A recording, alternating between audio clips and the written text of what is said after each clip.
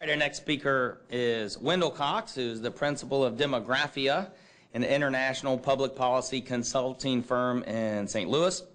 He also serves as visiting professor in Paris at CNAM. Blessedly, I will not try and get all of the parts of that right. But anyway, it's the largest university in France, and he has been appointed to transit boards. He is an expert in this field, and his full biography is in your backup. And without further ado, Mr. Wendell Cox.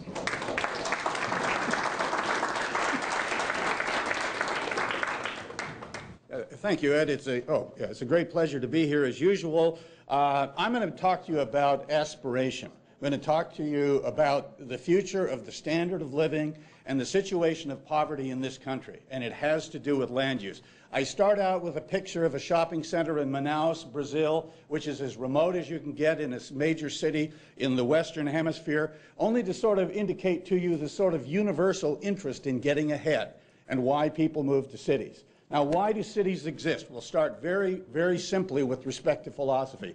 Cities exist, as Alain Berthaud of the World Bank said, large labor markets are the only reason for the existence of large cities. Cities are economic entities. They are where you go to address or to seek better aspirations. This is based upon a paper I was invited to do by a European leftist organization last year. They thought that it'd be interesting to see what the other side had to say. I called it Toward More Prosperous Cities, and in it I basically argued that the principal priority of government is economic. It is improving the economic well-being of people at the domestic level once you get beyond national security. This means a better standard of living and less poverty. We have a situation where urban policy is incredibly misplaced with respect to its priority. The big problem is urban containment policy. These policies that draw lines around cities or make it impossible to develop in the agricultural zone of Montgomery County. We've got all sorts of situations like that around the world and around the country. It is imperative to stop the spread. This goes by names like smart growth, growth management, smart, compact cities, and also I like to think of it in terms of some of the discussion that's going on now, including an article this week in Barron's asking why the U.S. economic growth situation is slowing to a crawl.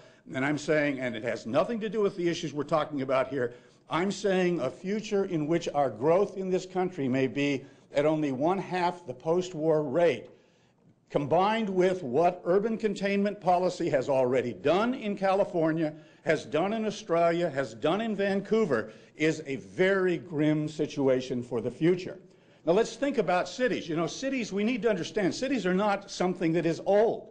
Cities, major cities, there was only one city of more than 1 million people in 1800. There were a few back and forth before that time, but they all waxed and waned and fell down below that level. We now have 450 cities in the world of more than 1 million. Why did that happen? Technological advance, movement of people out of rural areas to urban areas.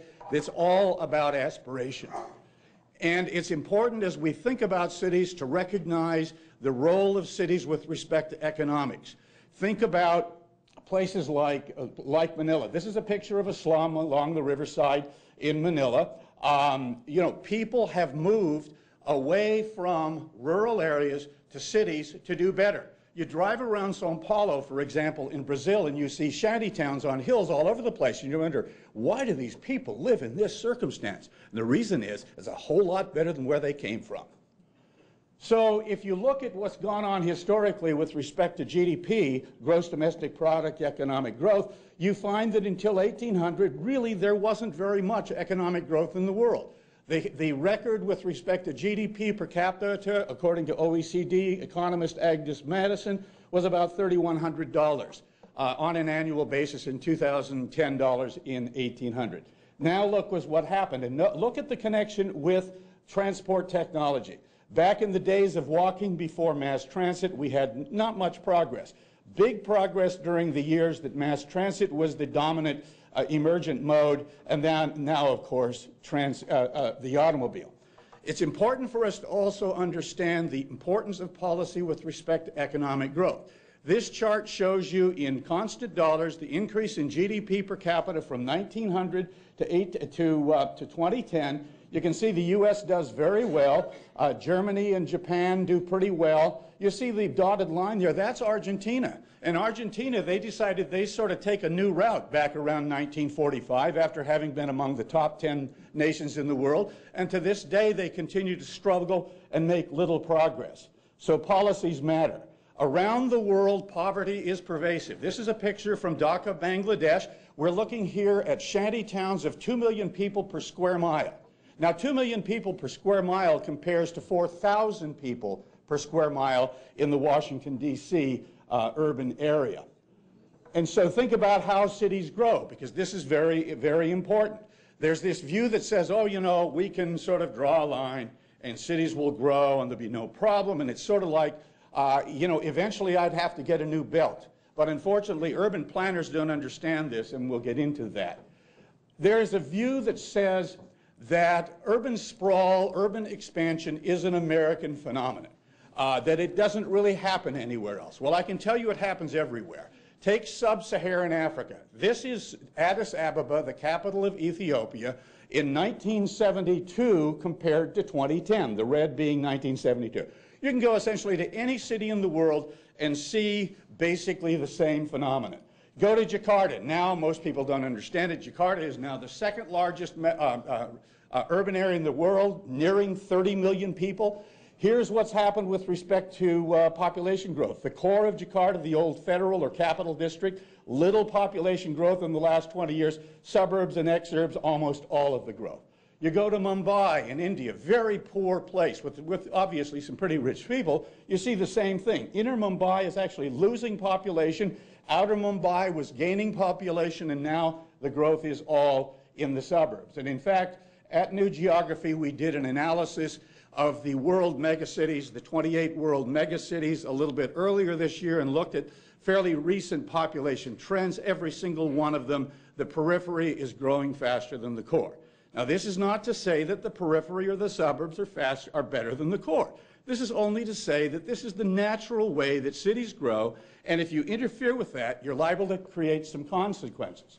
There's been this myth around the country that we have, oh, this great move to the city. If you read the New York Times, the Washington Post, and and sometimes even the Wall Street Journal, you get the impression that everybody is moving to the cities. Well, in fact, not quite so.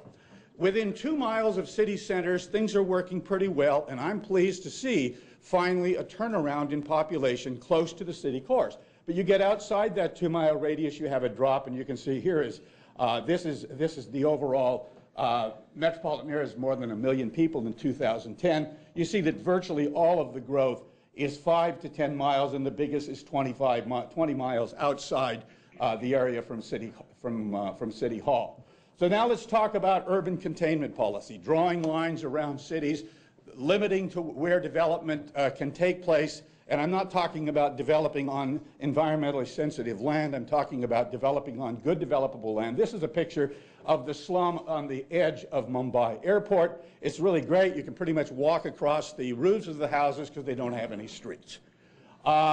Here's what urban growth boundaries do. This is about 6 miles from where I grew up in Washington County, Oregon, where tax records in 2010, I think it was, indicated that the assessed valuation of land inside the urban growth boundary, which at this point is on West Union Road, $180,000 per acre. Comparable land of 5 acres or more on the other side was 16. You can bet that this increases the cost of housing very significantly. Now, there is this view that basically we got to get people out of cars and into transit. And transit does a really good job in getting people to downtown. 75% of the people who work south of 59th Street in New York are on transit. About 40% of the people who work in downtown Washington are on transit. But we have to understand that transit is about downtown.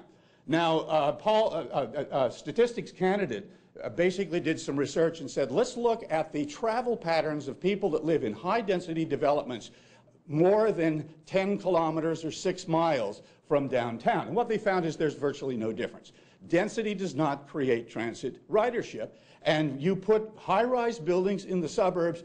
Maybe Ballston will work if you got right there next to a really good subway station, but that's not enough. You cannot basically change the travel patterns of people that far from the core.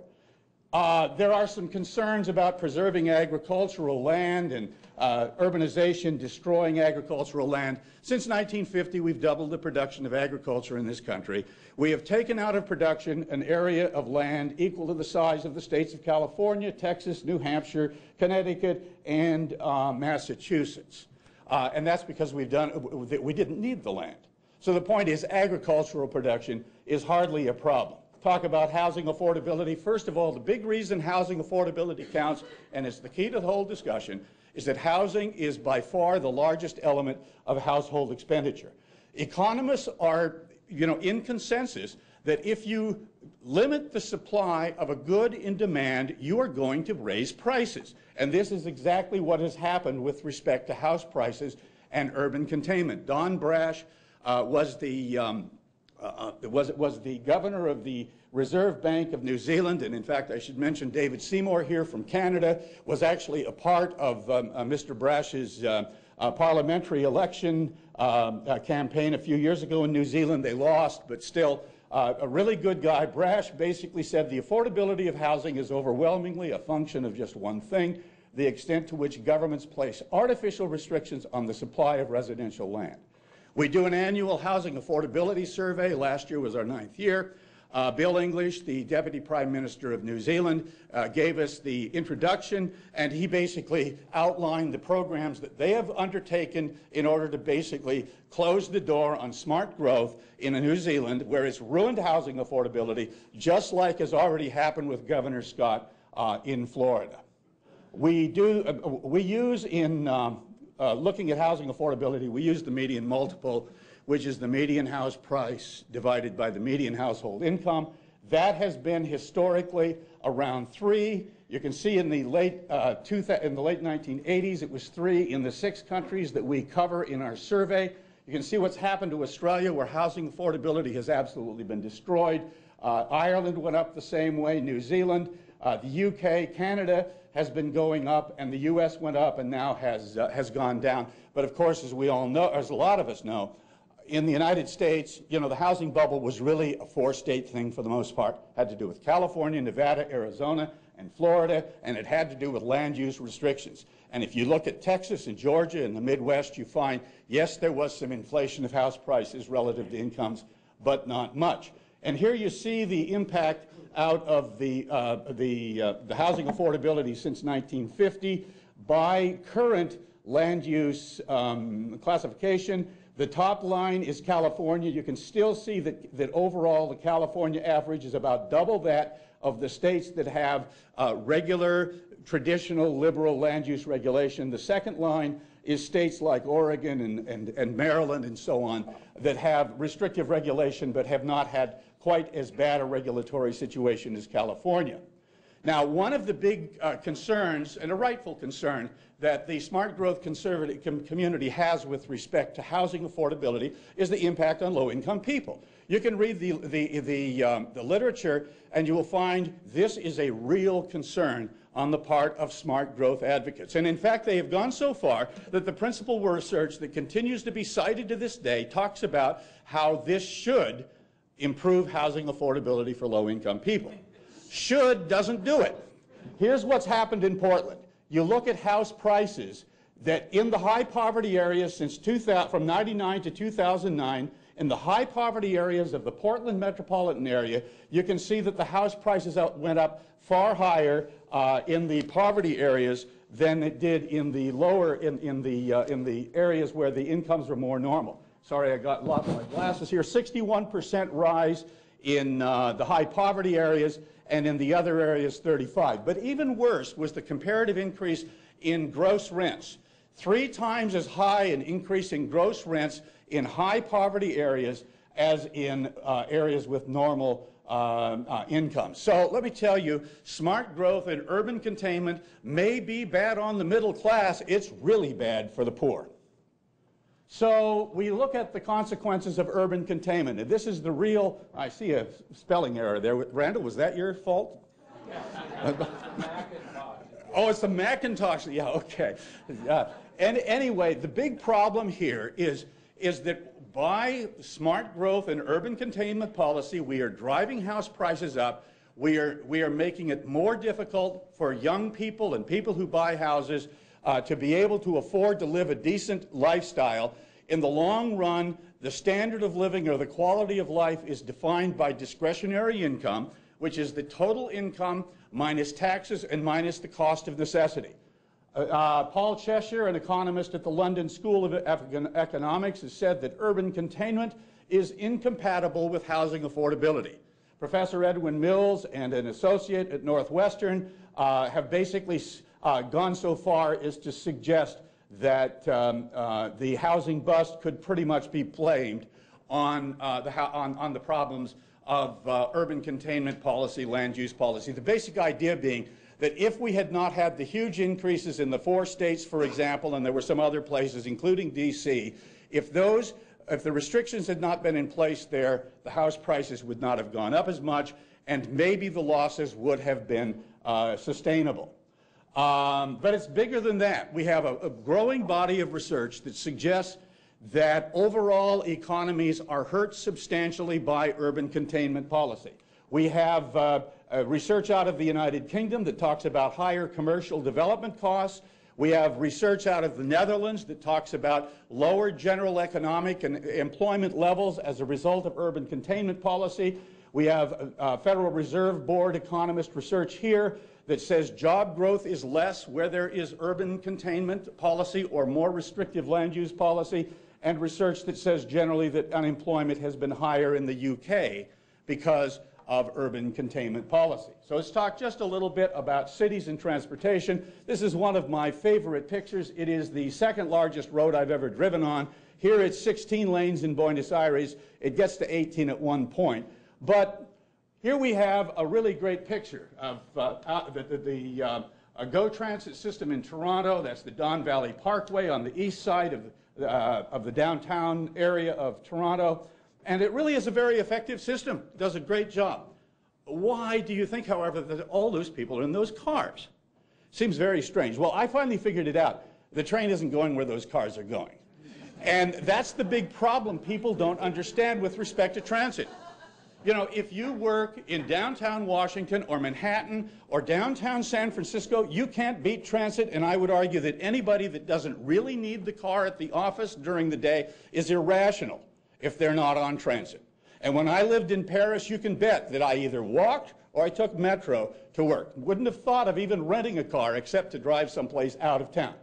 Research at the Brookings Institution says that in terms of how many jobs in the metropolitan areas, major metropolitan areas, the average person can get to in 45 minutes on transit. Now, 45 minutes, remind you, is almost double the 25.5 minutes that Alan Pisarski was talking about this morning. The average is about 6%. In New York, it's about 10%. Now, transit is great, but transit is about town. And there's no way we're going to get people to ride transit if it is inconvenient. And by the way, when I first brought this out a few years ago, there were those who were so crazy as to suggest, well, we need more transit. Well, just how are you going to afford it? And by the way, this basically suggests an interesting thing. With the mobility being so bad, and I don't argue with transit, transit does exactly what it should do. The last thing we need is for transit to reallocate its service and start sending buses and trains all over the place where they don't carry anybody. Does a real good job of getting people downtown. Interestingly, the dark green line is the share of workers at income levels that get to work by car.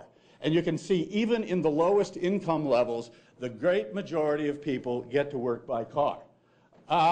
In fact, there's plenty of research out there about how better mobility improves the economic performance of cities. That's why we need to deal with the congestion problem, because, as Remy Prudhomme said, his research at University of Paris, Hartkin at University of North Carolina, working for Reason, Bob Severo at the University of California.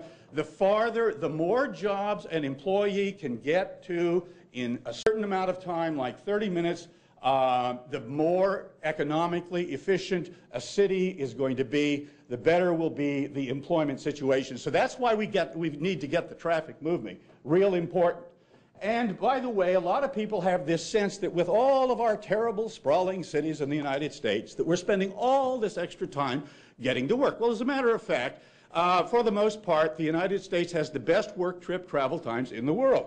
This is from research that I've done and was published by the Singapore Land Transport Authority. You can see the average work trip travel time we used, I think, 2008, slightly below 25 minutes. Western Europe was a little bit above it. Canada, surprisingly more, but Canada, again, is more dense, and that is really what's driving it. Density is what's driving it. Australia, believe it or not, which we would think would at least be as good as Canada, not even close. And then you get East Asia, where you're up almost at 40 minutes. So, you know, for any of you that think that Hong Kong is the model, you know, 65,000 people per square mile, smart growth dream. Urban containment dream, 46 minutes each way to work. And I was talking to some people at a conference I was at in Dallas a couple of weeks ago who live in Hong Kong, and I said, well, you know, how long do you usually have to stand in line down there in Central to get on those buses? I mean, you can't just leave the lines down there. And I'll bet that, and I was told, no, not more than half an hour usually. I suspect that the Hong Kong data, I haven't been able to figure out, does not include the waiting time there. Now let's talk a little bit about sustainability, because that's the trump card. The other side always likes to say, oh, we got to do all this thing because we got to reduce greenhouse gas emissions. I'm not arguing with that goal, not at all. Let's look at the record. First of all, if we're going to reduce greenhouse gas emissions, we need to do it effectively, cost effectively. The IPCC says the number is $20 to $50. $20 to $50. You can look at all sorts of planning literature in the United States, and you'll find few examples of situations where the transit cost where the cost of getting somebody out of a car onto transit is less than $1,000 per ton. If you want to look at the housing impacts, it's way off the charts. So the basic point is you cannot get from here to there with urban containment policy. It is unnecessary, it is excessively expensive, and it will destroy economies, destroy lives, and destroy household budgets. Here's what's going on, and Tom talked about this. The current the current Energy Department projections with respect to the Obama 54.5 mile per gallon standard, we're going to see driving go up from 2010 to 2040 by about 40%, and we're going to see greenhouse gas emissions go down about 25. Now, by the way, that assumes no improvement on fuel efficiency after 2025, and I suspect that we'll see that coming as well. And so we have a situation where if you look at the best reports on urban containment and what can be accomplished by that with respect to greenhouse gas emissions, and you eliminate the crazy figures, things like moving cooler, which Alan Pisarski has shown made no sense at all, and you say, okay, well, let's only look at the conservative projections.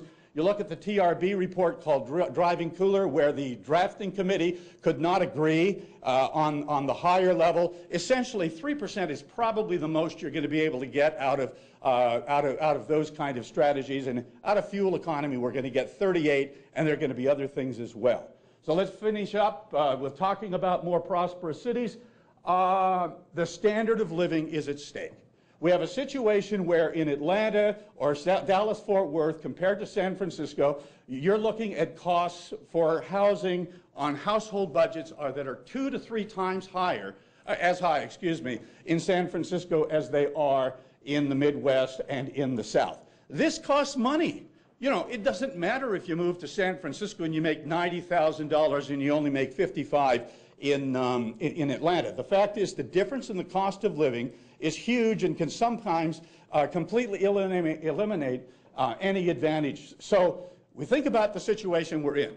The Barron's article I mentioned, the slowing to a crawl, talks about the changes in demographics in the future, which we really can't do much with, because not many people are being born that are 18 years old. So that's the first problem. The second problem is that there's declining productivity, declining labor utilization, and We have a whole bunch of young people that are getting out of school at this point with huge debts, student loan debts. They're going to have difficulty affording homes. We've got an incredible public debt and pension program problem. So even we would have a big enough problem even with the demographics and the productivity and the labor utilization. But when you add these other things, we are looking at a real difficult situation. So I'm basically arguing it is time to put people first. The issue is not urban sprawl. The issue is not urban design. It is not transit versus cars. The issue is the economic well-being of people, and I am basically arguing that it is time to get the priorities right, that we need to be focusing on improving the standard of living and reducing poverty. I'd like to know who wants to argue about that. Thank you.